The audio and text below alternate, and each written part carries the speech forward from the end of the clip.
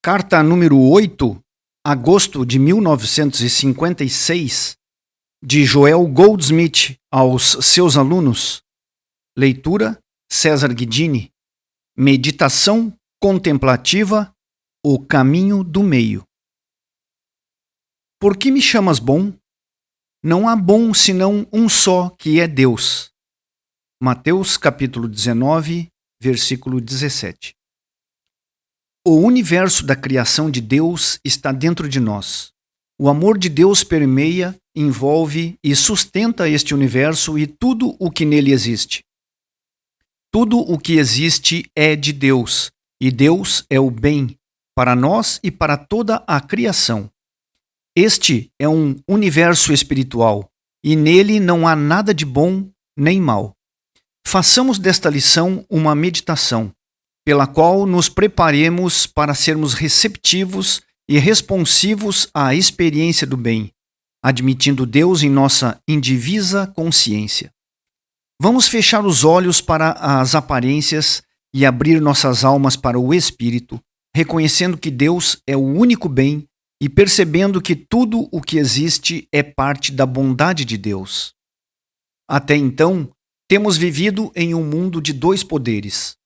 Em vão nos esforçamos para invocar um bom poder para escapar ou derrubar um poder maligno. Agora nós não faremos nada disso.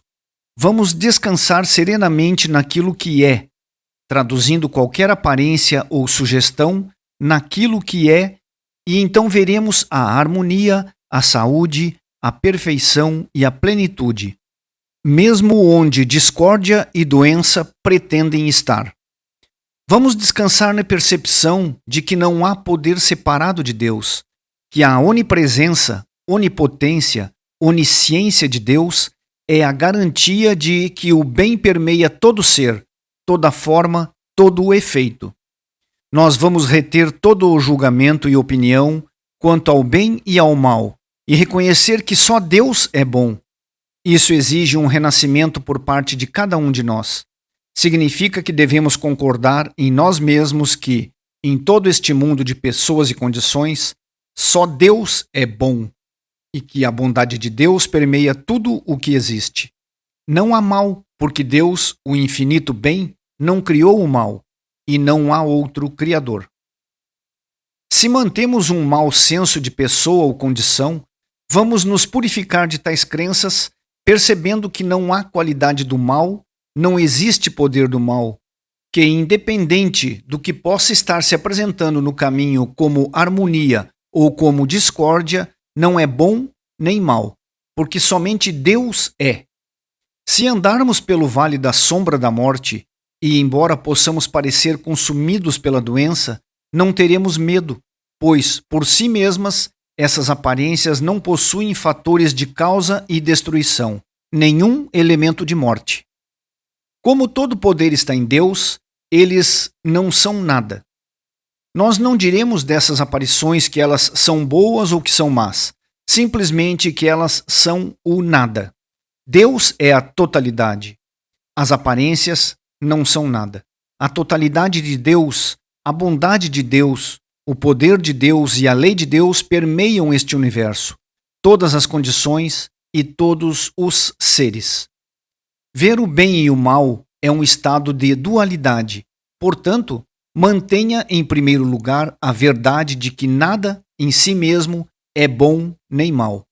No entanto, uma pessoa, coisa, circunstância ou condição torna-se boa ou má em proporção ao seu pensar ou acreditar nisso, de modo que algo que pode parecer muito bom para você é muito mal para o próximo. E o que pode parecer tão bom para o seu vizinho parece mal para você. Sua maneira de pensar pode fazer de uma coisa boa ou ruim em sua experiência, não como uma realidade, mas como uma ilusão que vai parecer muito real se você mantiver esses pensamentos. Nada há fora do homem que, entrando nele, o possa contaminar, mas o que sai dele, isso é que contamina o homem. Marcos capítulo 7, versículo 15. A experiência de uma vida é composta daquilo que emana de sua própria consciência, Portanto, nunca mais as inarmonias de suas vidas poderão ser atribuídas a pessoas ou condições, porque agora você percebe que nada que o homem pode fazer e nada que chega em sua experiência contamina ou estabelece a mentira. Mas sim, aquilo que emana de sua própria consciência é que determina sua experiência. Se você vive persistentemente no mundo da dualidade, considerando algumas coisas boas e algumas más, você está lançando o pão da dualidade sobre as águas e, invariavelmente, esse pão da dualidade retornará a você. O velho provérbio: como um homem pensa, assim ele também é. Não significa o que ele pensa em sua mente exatamente, mas o que ele pensa em seu coração. O que ele está convencido de dentro dele mesmo. O que ele mantém na consciência é o que ele atrai para si mesmo. Portanto, se ele não nutre a consciência do bem, nem a consciência do mal, ninguém poderá reagir contra você. Lançar sobre as águas a sua compreensão da unidade, a consciência da existência da graça de Deus como sua suficiência, seu reconhecimento de Deus como todo o bem, é isso que retornará a você. A crença do mal que você mantém em sua própria consciência é o único mal que pode reagir contra você, porque tudo o que o homem semear, isso também ele ceifará. Se você permite que sua consciência seja ocupada por um senso do mal, esse senso de mal retorna para prejudicar o seu ser, seu corpo, seu negócio. Abandonando todo o senso do mal e recusando-se a investir qualquer coisa em tal poder, sua consciência fica limpa e não há mais nenhum mal para atuar em você. O mal não existe, independente de qualquer aparência de discórdia que possa ser evidente neste momento. Aquilo que tememos, odiamos e tememos não é mal, porque Deus é tudo e Deus é bom. Esse entendimento nos levará para fora da antiga crença de um poder de Deus e de um poder do diabo, um poder da mente imortal e um poder da mente mortal, entrando na consciência da quarta dimensão, que é a consciência que reconhece que tudo o que é recebe seu poder, substância, causa e lei de Deus. Maravilhas da graça entram em nossa experiência na medida em que retiramos julgamentos, teorias, crenças, rótulos e termos do mundo das pessoas e das coisas, e não mais falamos uma linguagem de comparações. Comece agora descartando todas as ideias sugeridas pelo sentido humano na compreensão e reconhecimento de que Deus é o único princípio causador e que, portanto, esse universo e tudo o que está nele é espiritual. A graça de Deus revela que nunca houve discórdia ou doença ou morte em toda a criação. Mas porque nós aceitamos o conceito de bem e mal do mundo, então é o que demonstramos. Mas agora, à medida que avançamos para a iluminação espiritual, nós desistimos de rotular qualquer coisa de má e deixamos de acreditar que qualquer condição possui poder do mal, dor ou destruição, porque todo o poder emana de Deus. Nós não mais cremos na lei da doença, visto que toda lei é de Deus. Não há lei de opostos, há apenas uma lei espiritual, boa, que governa a criação de Deus. Visto que Deus fez tudo o que foi feito, não há outra criação. Deus viu tudo o que fizera, e eis que ele era muito bom. Portanto, não devemos ser enganados e tentados pelas aparências e dizer que isso é erro, que é discórdia, e continuarmos tentando livrar a nós mesmos ou nos elevarmos acima delas. Devemos chegar à conclusão de que Deus fez tudo isso que foi feito e tudo o que foi feito é mantido e sustentado por seu princípio criativo. Essa percepção espiritual resultará na tradução dessas falsas aparências para a visão da harmonia divina, que está sempre presente. Ao se retirar para as profundezas de sua própria consciência, onde todos os termos de uma designação humana são abandonados, você se torna consciente de Deus somente, e você contempla a visão da perfeição espiritual e bondade de Deus, sustentando e mantendo seu universo espiritual em perfeita paz e harmonia eternas. Os céus declaram a glória de Deus e o firmamento revela suas obras. Portanto, se trouxeres a tua oferta ao altar, e aí te lembrares de que teu irmão tem alguma coisa contra ti, deixa ali diante do altar a tua oferta, e vai reconciliar-te primeiro com teu irmão, e depois vem e apresenta a tua oferta. Mateus capítulo 5, versículos 23 e 24. Se a qualquer momento você tentar orar ou comungar com Deus e lembrar que você está mantendo conceitos variados do bem e do mal, pare aí mesmo e faça a paz dentro de si mesmo, assentindo que só Deus é bom e que a infinitude da bondade de Deus não deixa nada de uma natureza má ou destrutiva.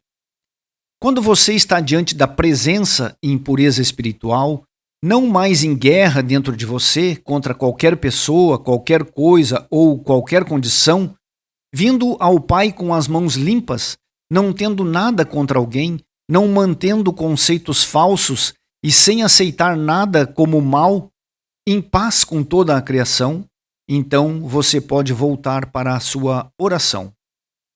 A graça de Deus só pode fluir em uma consciência que não está dividida, nem em guerra, que reconhece uma presença, um poder, sem opostos e sem oposição. Neste estado imaculado de pureza espiritual, a graça de Deus permeia, se espalha e preenche sua mente, seu corpo, sua alma, seu próprio ser. Então a oração é respondida. Mas, enquanto nós vivemos em um mundo dual, em que acreditamos que alguém ou algo possui qualidades ou propensões para o bem ou para o mal, estamos em um estado de consciência em guerra. Uma casa dividida contra si mesma, e a graça de Deus não pode se revelar em um lar tão dividido. Devemos ter uma única mente, devemos ver com um olho único, e para fazer isso, devemos retirar todos os rótulos do bem e do mal e reconhecer tudo de bom como sendo de Deus, pois só Deus é bom. Devemos continuar a estar no mundo, mas não ser do mundo. Devemos continuar a cuidar dos assuntos da nossa vida familiar, social e empresarial, bem como dos interesses comunitários, nacionais e vida internacional. Mas, ao fazer isso, não devemos aceitar os padrões do mundo. Nós devemos estar acima de todos esses conceitos e devemos nos afastar e perceber que, inerente a tudo isso, no universo não há qualquer poder ou propriedade do mal que seja. Faça disso uma prática diária para ir ao altar com uma consciência livre de inimizade, livre de crenças de poderes do mal, presenças do mal, condições do mal, potencialidades do mal.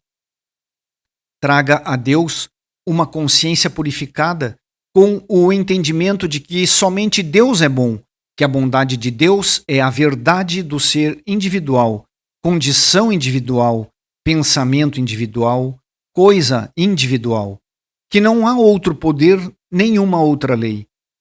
Então, sua oração alcança o trono do céu, o verdadeiro centro do seu ser, e todo o universo está envolvido na graça de Deus.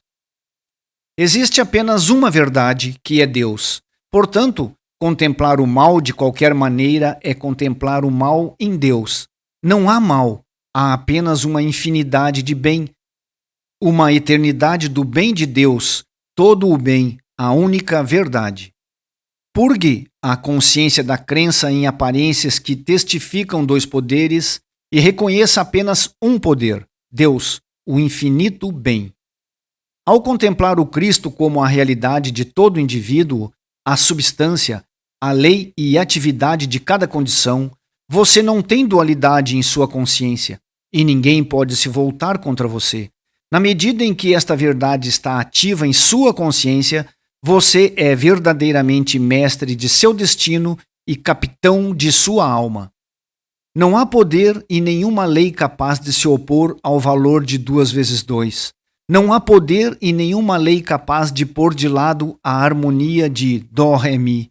Essas quantidades e qualidades são intactas e imutáveis, sem oposição, governadas por leis imutáveis, que são mantidas e sustentadas para a eternidade. Isto é verdade para todo homem, mulher e criança na terra. Não há poder para destruir a perfeição e a harmonia do nosso ser. Não há oposição à imortalidade e eternidade. Uma mente dual nos levou a acreditar em dois poderes. Mas agora, neste dia de purificação, voltamos para a casa de nosso Pai, onde nós vemos como Deus vê. Nesta consciência, somos puros demais para contemplar a iniquidade, porque nós estamos contemplando com a consciência de Cristo, a consciência de Deus. Nós não acreditamos que exista uma pessoa, coisa, condição, poder ou propensão maligna neste universo inteiro. Essa consciência é a mente que estava em Cristo Jesus, quando essa mente disse para o que parecia um aleijado: levanta-te, toma o teu leito e vai para a tua casa. Ela não reconheceu a condição separada de Deus, não viu nenhum corpo saudável e nenhum corpo doente, só viu o corpo que é Deus. Nenhum indivíduo possui quaisquer qualidades pessoais de bondade, nem quaisquer qualidades do mal, mas todo o indivíduo possui cristandade, Deus, o Deus ser, esse estado puro de consciência, em que não há opostos e nem oposição. Nós também somos puros demais para vermos dois poderes, um bem e um mal, duas substâncias, uma espiritual e outra material. Através da mente que estava em Cristo Jesus, nós contemplamos a visão de um poder, uma presença, e aquele um que é Deus. Longas e árduas gerações enfrentaram as discórdias e desarmonias do sentido humano, porque temos persistentemente mantido um sentimento de uma personalidade para além de Deus, aceitando a crença de que há alguém ou algo do qual devemos ganhar a liberdade. Enquanto prolongarmos esse estado de consciência, não poderemos ser livres em Cristo. Aqui devemos fazer uma distinção definitiva. Nunca procurar ser livre de qualquer pessoa ou condição, porque ao fazê-lo você configura a dualidade. Busque a liberdade em Cristo. Nunca busque a liberdade do mundo. Busque a liberdade em Cristo, na consciência de que você está livre em Cristo, que Cristo é a vida que permeia o seu ser, em harmonia, saúde e perfeição, que Cristo é a liberdade com a qual você está vestido. Perceba esta liberdade em Cristo como a perfeição do ser espiritual. Estai, pois, firmes na liberdade, com o que Cristo nos libertou, e não torneis a colocar-vos debaixo do jugo da servidão. Gálatas, capítulo 5, versículo 1. A liberdade é uma qualidade desfrutada quando superamos a dualidade, recusando manter qualquer sentimento de iniquidade ou destruição, ou crenças em uma presença ou poder além de Deus. Enquanto houver um senso de dualidade na consciência de um indivíduo, ele está sujeito às discórdias do mundo, mas elas não chegarão perto da morada de alguém que habita no abrigo secreto do Altíssimo. Na consciência de Cristo, perceba a liberdade da unidade da consciência, na qual não há presença ou poder oposto a Deus. A liberdade está em Cristo, nunca é obtida de qualquer pessoa ou de qualquer coisa.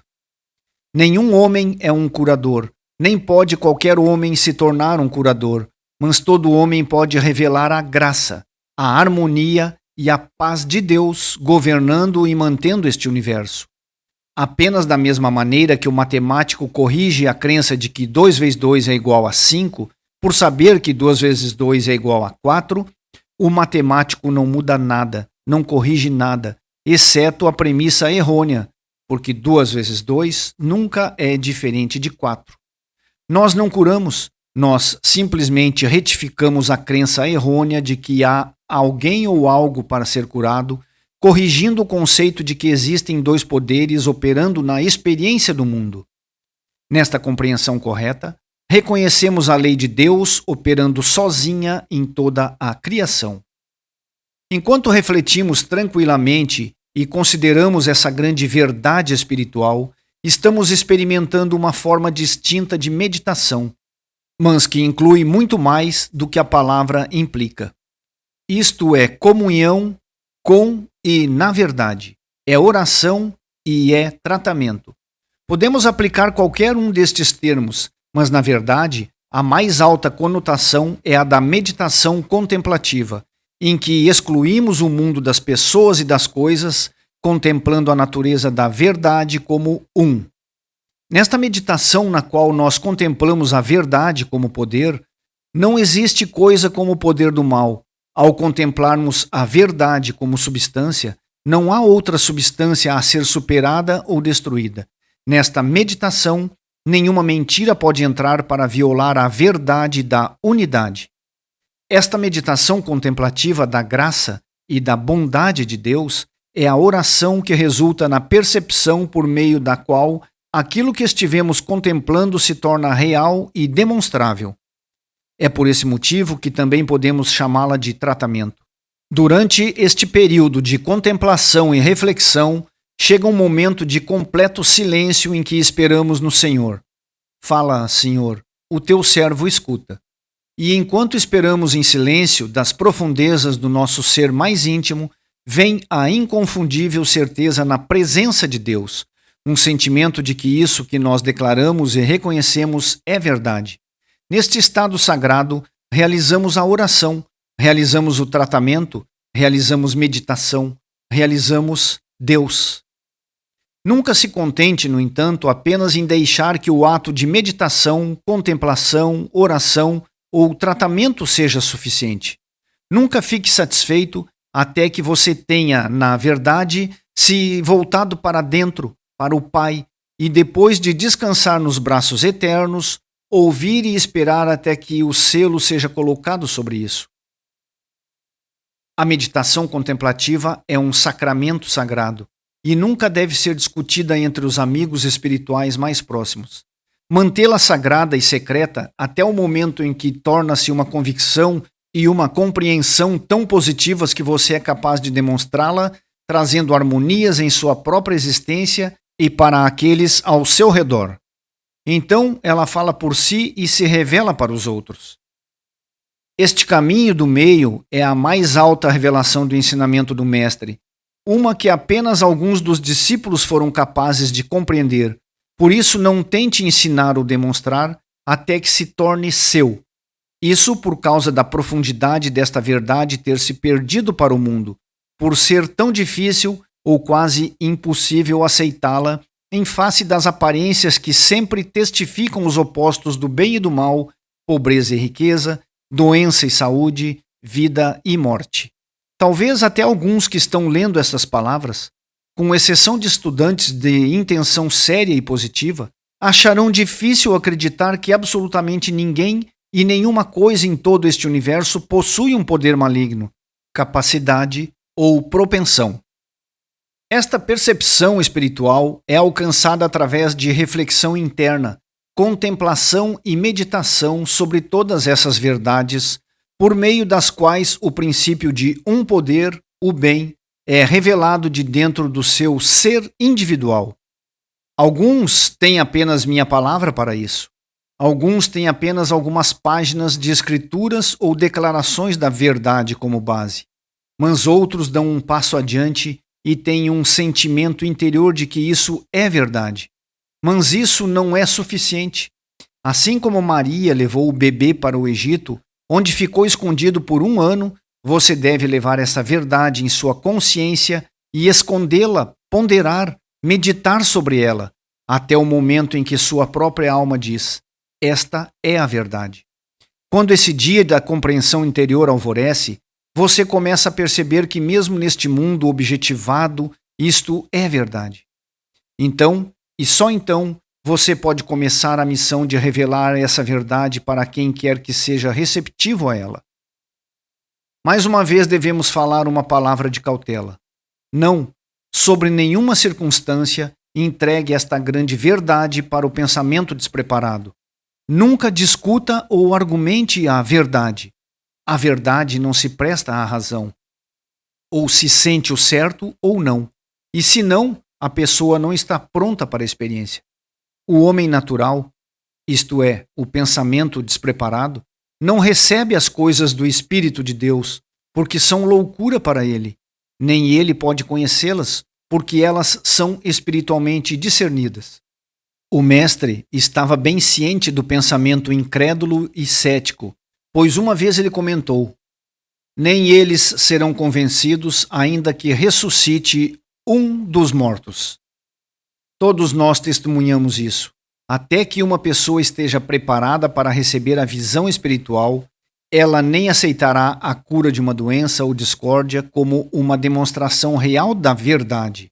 Portanto, se você sentir o acerto desta verdade, guarde-a dentro de si. Valorize-a como uma joia preciosa e compartilhe-a discretamente apenas com aqueles que apreciam pedras preciosas. A evidência dos sentidos nos diz que pecado, doença, falta, limitação e morte são poderes prejudiciais e destrutivos. Mas esta verdade eu agora te dou. Não há poder, ou de bem ou de mal, em qualquer pessoa, em qualquer coisa ou em qualquer efeito. Todo poder está em Deus e esse poder é bom.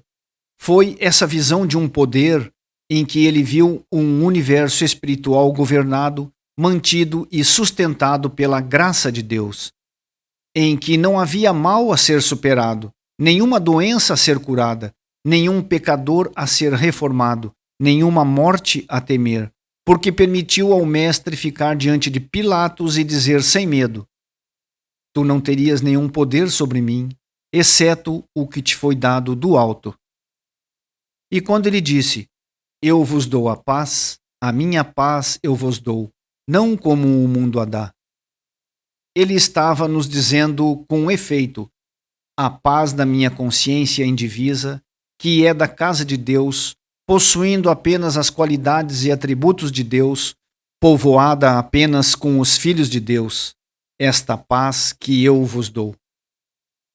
Enquanto você mantém esta ideia divina, essa verdade espiritual da unidade, você também descobrirá que o poder e a paz de uma linhagem não dividida descerão sobre você. E a paz de Deus, que excede todo o entendimento, guardará os vossos corações e os vossos pensamentos em Cristo Jesus. Seja ensinado por Deus. Mas nós não recebemos o Espírito do mundo, mas o Espírito que provém de Deus, para que pudéssemos conhecer o que nos é dado gratuitamente por Deus, as quais também falamos, não com palavras que a sabedoria humana ensina, mas com as quais o Espírito Santo ensina, comparando as coisas espirituais com as espirituais. 1 Coríntios, capítulo 2, versículos 12 e 13. Entre o professor espiritual e o estudante, há uma centelha recíproca de receptividade e capacidade de resposta, porque sempre o professor tem algo para compartilhar que o aluno não pode obter de qualquer outra forma. A verdade de Deus deve ser comunicada apenas aos filhos de Deus, para aqueles da própria casa, para aqueles de seu próprio estado de consciência. Somente esses podem recebê-la. É por isso que a mensagem do caminho infinito é adequada para ensinar ou compartilhar com aqueles que o procuram, mas não pode ser dada ao público em geral. Paulo nos diz que o homem natural não compreende as coisas do Espírito de Deus, porque lhe parece loucura, e não pode entendê-las, porque elas se discernem espiritualmente. Devido ao fato de que as pessoas são de muito diferentes e variados estados e estágios de consciência, é impossível para qualquer indivíduo apresentar a verdade para o mundo inteiro. Neste contexto, é importante que percebamos isso. Nem todos podem receber Jesus Cristo. Há aqueles a quem os ensinamentos de Buda, Lao Tse e Shankara são aceitáveis. Outros a quem os profetas hebreus apresentam a verdade, e outros para quem o caminho infinito e outros ensinamentos modernos apontam o caminho para a realização espiritual. As Escrituras nos dizem: eles serão todos ensinados por Deus. E, finalmente, cada um encontrará seu próprio professor. Então, é que nada pode separar duas almas que foram unidas neste estado de consciência espiritual em uma esfera superior. Todos nós testemunhamos a cura espiritual como ela foi trazida pelo caminho infinito e outros ensinamentos, e sempre a fonte é a mesma. O princípio é este, que desde que Deus é infinito, Deus é o único poder. Portanto, o que o mundo chama de pecado e doença não é poder. Se eles fossem poder, o pecado e a doença não poderiam ser superados. A única razão pela qual eles existem na consciência humana é porque, desde a época de Adão, prevaleceu a crença universal em dois poderes, o bem e o mal. Às vezes, as palavras que usamos para discutir a cura parecem mais no caminho de uma contradição ou concessão da Bíblia, porque parece que existe um poder chamado Deus que cura o pecado e doença. É quando você entra em contato com o reino do Espírito que você acha que isso não é verdade. Não são dois poderes, porque não há opostos no Espírito. Depois de perceber sua unidade com Deus, você descobre que não há poder com o qual a doença possa ser curada, porque você não encontrará nenhuma doença para curar. A cura é meramente deixa assim agora, para demonstrar a harmonia de Deus na Terra. O dom de cura consiste em um estado de consciência que conhece e reconhece apenas um poder, Deus, e que sabe que não há poder no pecado e na doença. É quando você abre o seu interior àquilo que é, permitindo que ele preencha sua consciência, conforme você se torna consciente disso em meditação, que as aparições do pecado e doença começam a se dissolver e desaparecer. Houve outros mestres que demonstraram cura, mas foi esse conhecimento e consciência de um poder que permitiu que Jesus o revelasse em toda a sua plenitude. Além de seu ministério de cura, Jesus recebeu outro maior trabalho, revelar o reino dos céus na terra. Por suas curas, Jesus provou que Deus estava falando e agindo através dele, e nunca antes nem desde então houve tal exposição de testemunhar Deus em ação. Até certo ponto, nos dias imediatamente seguidos, os discípulos foram capazes de levá-lo adiante. A missão de ensino de Jesus era muito mais importante do que a cura. Assim também, o principal ministério do caminho infinito não é curar, mas ensinar, e deixando as curas acompanharem o ensino. A colheita está madura, mas os trabalhadores são poucos, e então o que é mais necessário são os alunos que podem ensinar, bem como curar. O ministério de Cristo é universal e está sendo trazido à luz através de muitas vias. É isso que vai fermentar a cena humana até que, eventualmente, haverá um dia em que ninguém precisará de cura. Certa vez, quando os 70 retornaram alegremente de uma missão de cura, eles disseram ao mestre: Senhor, até os demônios estão sujeitos a nós através do teu nome. Mas o mestre, com grande compreensão e compaixão, respondeu: Não obstante, não vos alegreis com isso, pelos espíritos que estão sujeitos a vós, mas sim alegrai-vos porque os vossos nomes estão escritos no céu.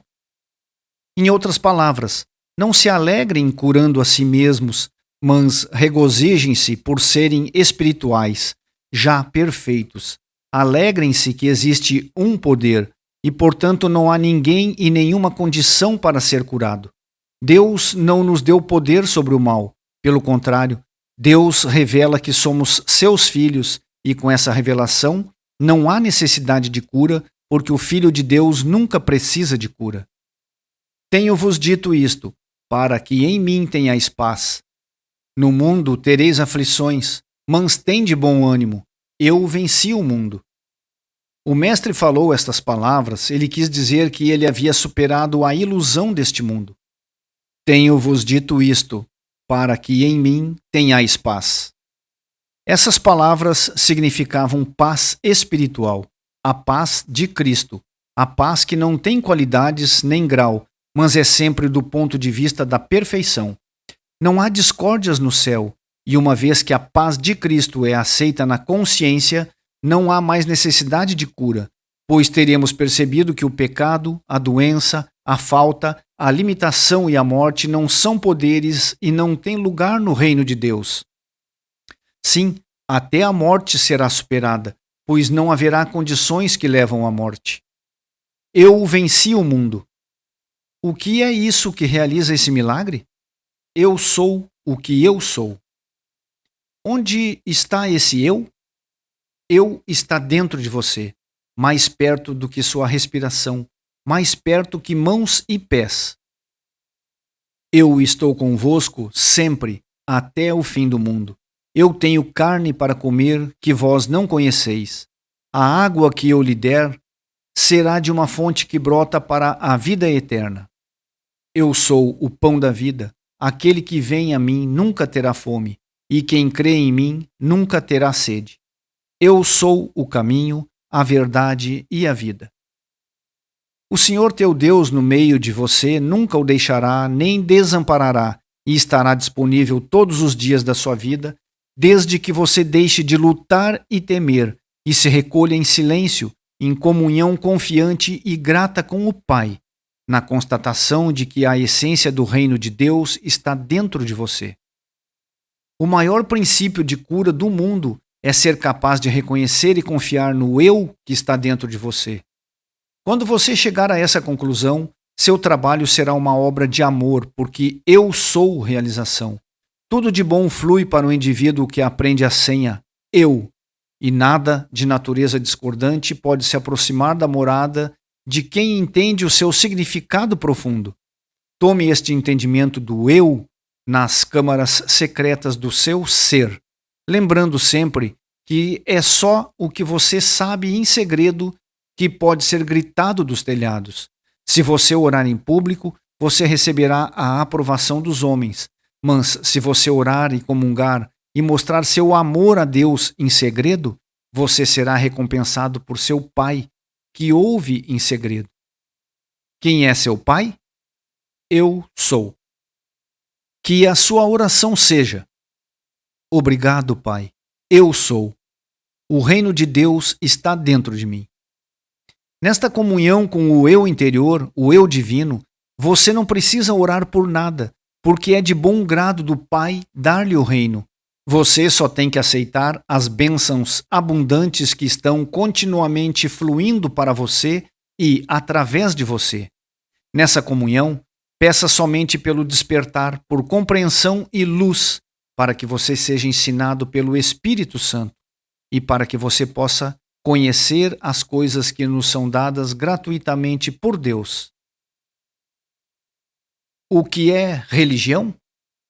O seguinte é o texto da minha palestra dada aos devotos de Anandacharan, em 9 de dezembro de 1955. Nós aprendemos que a religião teve seu começo na Índia e se espalhou da Índia para o Oriente e para o Ocidente. Agora perguntamos: o que é religião? Qual é a religião que nos foi dada no início, quando os corações e almas dos homens se abriram para Deus e para a luz?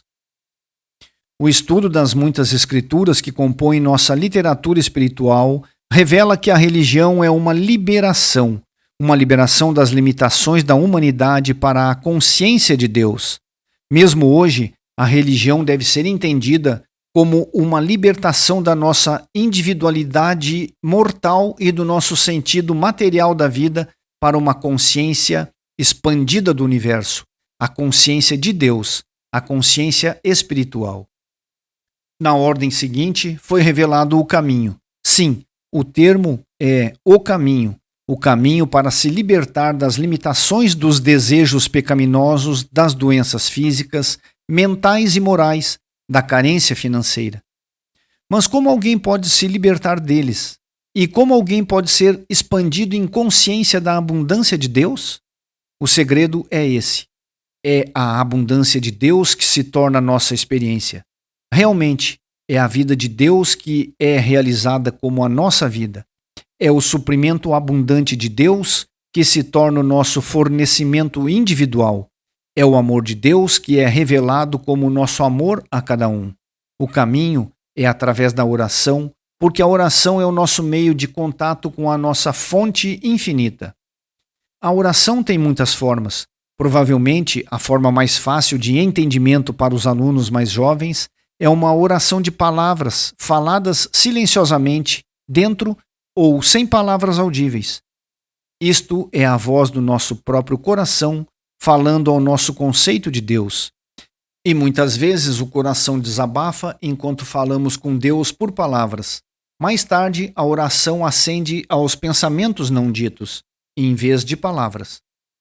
Em nossos períodos de silêncio, aprendemos a falar com Deus silenciosamente, com pensamentos de comunhão, pensamentos de alegria, pensamentos de paz. A partir desses dois começos simples, a oração continua a se elevar até que, através da meditação, eventualmente a oração torna-se um silêncio absoluto, em que e através do qual a voz de Deus nos alcança e fala para nós. Não falamos mais com Deus, não mais pensamos em Deus, mas antes, no silêncio, Deus fala conosco, nos guia e nos conduz e revela-se a nós. Nestes muitos séculos, desde que a religião foi revelada à consciência do homem, a oração foi por muitos caminhos tortos, e agora uma grande parte das orações, tanto no Oriente quanto no Ocidente, está pervertida, transformada por canais errados, tornando-se meios de egoísmo. É por isso que encontramos o mundo de hoje mergulhado no caos, na discórdia e na desarmonia. Muitas orações estão meramente pedindo e suplicando a Deus por bênçãos para mim, minha família e minha nação. Essas orações nunca podem ser respondidas, porque Deus é amor e Deus não pode amar um mais que o outro, nem Deus beneficia um em detrimento de outro. E então, até que a oração se torne a realização altruísta da bondade universal de Deus, a oração continua sem resposta e a escuridão permanece. A escuridão permanece na consciência do indivíduo e na consciência do mundo, e essa escuridão interfere nos assuntos humanos.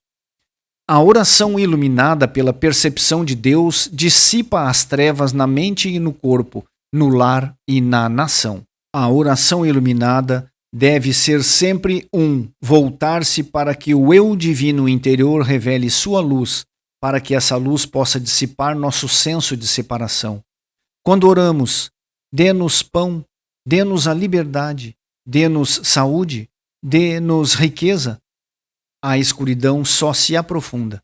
Mas quando oramos, dá-nos luz, seja revelada a tua luz. Segue-se mesmo nos primeiros estágios de tal oração iluminada, uma muito maravilhosa revelação. É recebida uma mensagem que diz, nestas palavras ou neste sentido, a graça de Deus é a tua suficiência. Através disso percebemos que a nossa única necessidade de oração é que a tua graça, seja revelada, que tua graça se torne evidente como paz na mente, no coração e na alma, e paz nos assuntos humanos. Sem dúvida, um dos dias mais felizes que chega a um indivíduo é quando ele finalmente percebe que a graça de Deus é tudo o que ele sempre precisará. A graça é a nossa única necessidade. Apesar de pensarmos que temos necessidade de comida e roupas, através da graça é revelado que o homem não deve viver só de pão, e até os lírios do campo são vestidos. Precisamos apenas da realização da graça de Deus, e quando a graça desce sobre nós, somos abundantemente providos e carinhosamente cuidados. Levou muitos séculos e a devoção de incontáveis santos e videntes para trazer o mundo de volta, neste século XX, para onde estava no começo, quando foi revelado pela primeira vez que a graça de Deus é a suficiência para todas as nossas necessidades. Hoje, em muitas partes do mundo, há indivíduos iluminados que estão transformando o pensamento das pessoas, longe de orar por coisas e condições, para a oração da percepção da graça de Deus como suficiência em todas as coisas. São estes poucos a quem o mundo irá procurar por orientação e direção nesta oração iluminada, até o momento em que o próprio mundo entra em uma compreensão da verdadeira natureza da oração. Harmonia do corpo e do suprimento, harmonia da vida familiar e harmonia da vida nacional e internacional são os desdobramentos naturais da realização de Deus.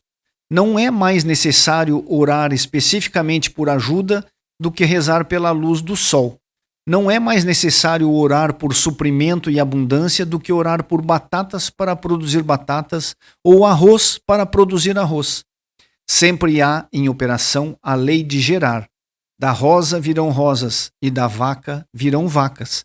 Já existe, atuando, uma lei que o dia deve seguir a noite e a noite deve seguir o dia. Não é preciso orar por essas coisas. Apenas tome consciência de que a graça de Deus é a lei e a lei de Deus é o amor. É por causa desta lei do amor que as marés mudam de horário, que as estrelas estão nos lugares indicados, que o sol, a lua e a terra mantêm suas posições. O universo é mantido e sustentado pela lei do amor de Deus e é exatamente desta forma que a lei do amor de Deus cuida e provê para todo filho de Deus, seja ele humano ou animal, vegetal ou mineral. Mas isso devemos entender e lembrar. Esta lei e este amor só operam para nós quando individualmente nos abrimos para a graça de Deus. O mundo ocidental muitas vezes faz a pergunta: se a religião se originou e se deu ao mundo pelo Oriente, é a verdadeira religião? Por que o Oriente sofreu e suportou tantas dificuldades nos últimos séculos? Também pergunta: se existe um grande Deus do amor divino, o Pai Deus ensinado por Jesus, por que as nações ocidentais passam por uma incessante sucessão de doenças, dissensões e guerras? Para ambas as perguntas, a resposta é a mesma. Deus é, a bondade de Deus é, a graça de Deus é, mas é apenas operativa em nossa experiência em proporção ao grau de nossa aceitação e realização desta verdade. Por exemplo, se nos trancássemos em uma sala com todas as persianas fechadas, nós nos sentaríamos na escuridão sem o benefício da luz e do calor do sol lá fora. Da mesma maneira, se nós fecharmos as cortinas contra o Espírito, a graça de Deus, não pode se infiltrar e penetrar na escuridão do sentido humano. A fim de alcançar a harmonia em nossos assuntos individuais e coletivos, é necessário abrirmos a consciência para permitirmos a entrada de Deus, não buscando obter algo de Deus, mas dando algo de Deus aos nossos semelhantes. Deus é a fonte de todo bem. Em nossa individualidade espiritual, somos os filhos de Deus, herdeiros de todas as riquezas celestiais, e é do agrado de Deus dar-nos o reino.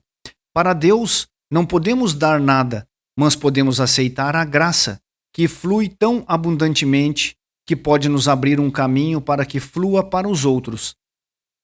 Nós devemos aceitar esta graça não apenas por nós mesmos, mas para todos. Às vezes, acredita-se que a saúde do corpo e da mente é algo diferente da saúde da alma, mas não é. Quando a alma está em paz, o corpo responde e mostra essa paz.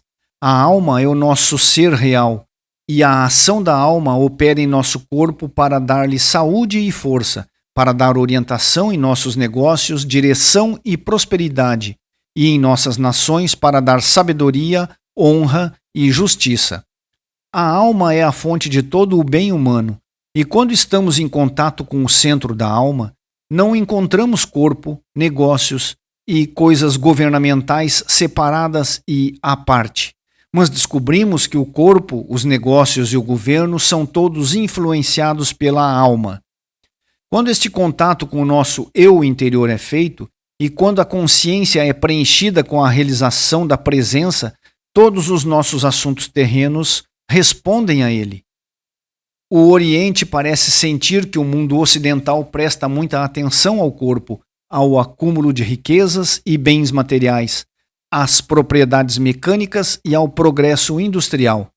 Isso é verdade apenas onde a saúde, a riqueza ou o progresso é o objetivo principal. Quando a saúde corporal e a riqueza material assumem uma importância muito grande, tornam-se obstruções ao desenvolvimento espiritual. Mas quando o desenvolvimento espiritual e a realização das capacidades da alma se tornam o único objetivo, segue-se automaticamente que os assim chamados assuntos humanos respondem ao impulso espiritual e se tornam harmoniosos. Quando o jovem estudante se volta para Deus, geralmente é por causa do desejo de melhor saúde ou maior riqueza, mas logo ele acha que isso não pode ser alcançado até que ele tenha alcançado seu contato espiritual com Deus. É maravilhoso observar as belezas que são desdobradas em sua experiência conforme Deus se torna o tema central, o primeiro e o maior desejo. A intenção e propósito da oração não é a obtenção da harmonia, mas a obtenção da consciência de Deus, consciência espiritual. E quando o coração canta a verdadeira oração, o efeito é harmonia em todos os nossos assuntos do corpo e do ser. Sob esta luz, a oração torna-se uma experiência muito emocionante e alegre, porque além das orações em que participamos em templos e locais sagrados, há as orações que continuamente cantamos dentro de nós, enquanto realizamos nossas tarefas diárias. Então é assim que entendemos que não é necessário orar por ajuda ou por um bem específico.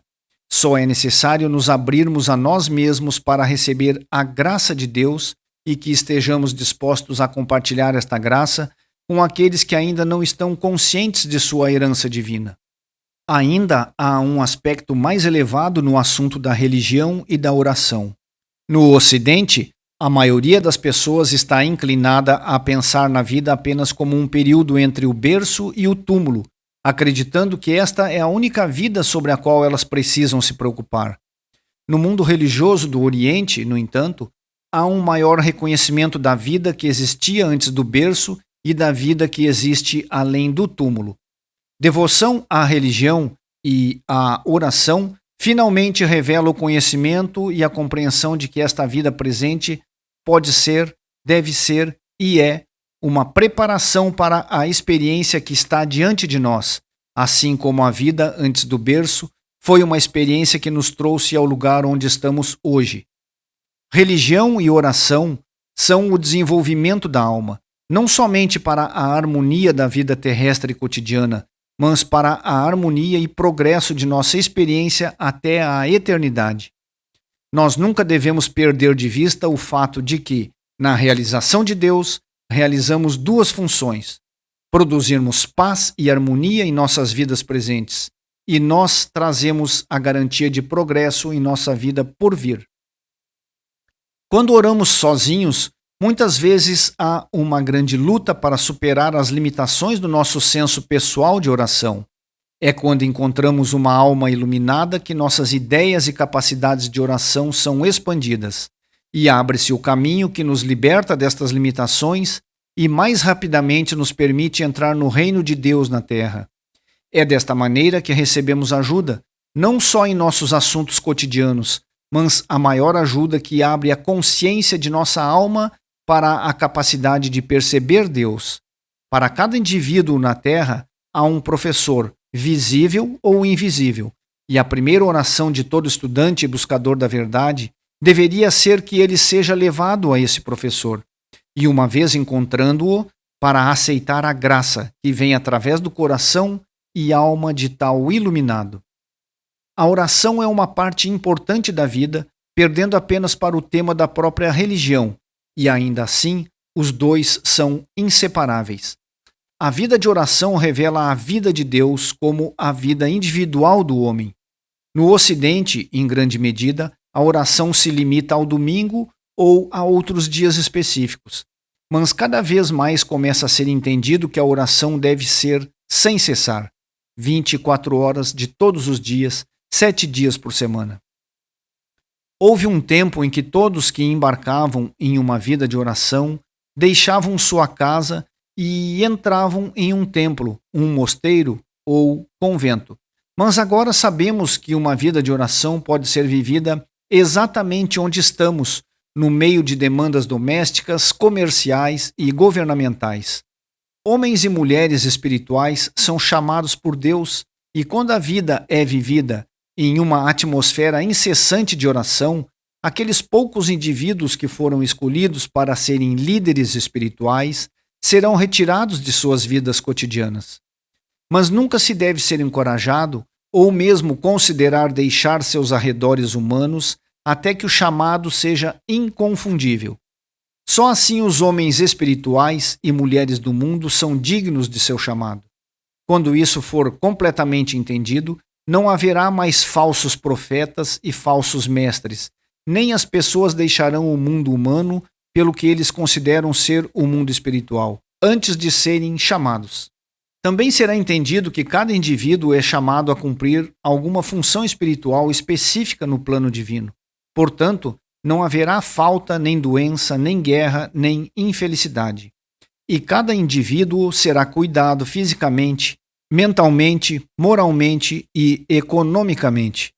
Há aqueles que devem ser santos e videntes e mestres espirituais, assim como há aqueles que devem preencher cargos na família, negócios e governo. Mas cada um que cumpre qualquer destes na realização do seu destino espiritual, cumpre-o harmoniosamente, alegremente, com sucesso, com amor, generosidade e perdão. O maior privilégio a que se pode chegar um indivíduo é compartilhar a graça de Deus que é recebida e revelada a ele, no silêncio e sigilo do coração. O trabalho mais sagrado da terra é dar e compartilhar as riquezas da sabedoria espiritual de Deus. Meu próprio coração está cheio de gratidão por Deus ter falado comigo em silêncio, em sacralidade e em segredo, e depois permitir-me compartilhar essas joias espirituais com os outros. Um dos maiores privilégios humanos que já me foram dados é a rara oportunidade de viajar para lugares distantes e encontrar almas tão iluminadas como o nosso amado Swami Hamidas, que tão liberalmente compartilhou suas preciosidades espirituais enquanto viajava pelo mundo no ano passado. Eu tenho certeza que Swami Hamidas sabe da minha grande alegria em poder falar nestas ocasiões em Anandashuram para todos vocês. E posso dizer a vocês que me deram muito mais do que eu tenho permissão para dar-lhes, mais em memórias espirituais do que eu vou ser capaz de armazenar nas próximas 3 ou 4 vidas.